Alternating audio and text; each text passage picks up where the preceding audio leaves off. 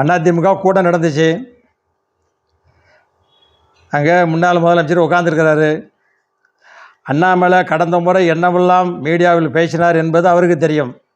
அவர் என்னவெல்லாம் பேசினார் என்பதற்காகத்தான் டெல்லி வரை சென்று அண்ணாமலையை கட்சி பதவியிலிருந்து நீக்க வேண்டும், அதாவது காங்கிரஸ் கட்சி தலைவரிலிருந்து நீக்க வேண்டும் என்று கோரிக்கை வைத்தார்.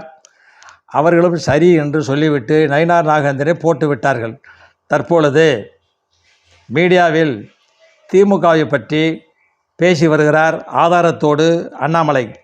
இப்பொழுது முன்னாள் முதலமைச்சர் எடப்பாடி அவர்கள் சொல்லுகிறார் அதிமுக நிர்வாகிகிட்ட, ஐயா இவங்களை பற்றி யாருமே தவறாக பேசாதீங்க, அவர் மீடியாவில் ஆதாரத்தோடு பேசிகிட்டு இருக்காரு, உங்கள் ஆதாரத்தையும் வெளியிட்டுருவார், ஆகையினால் அவளை அனுசரித்து போங்க அப்படின்னு சொல்லிட்டு விழா மேடையில் கூட தன் அருகில் அழைத்து அமர வைத்து கொண்டார் முன்னாள் முதலமைச்சர் திரு எடப்பாடி பழனிசாமி அவர்கள்.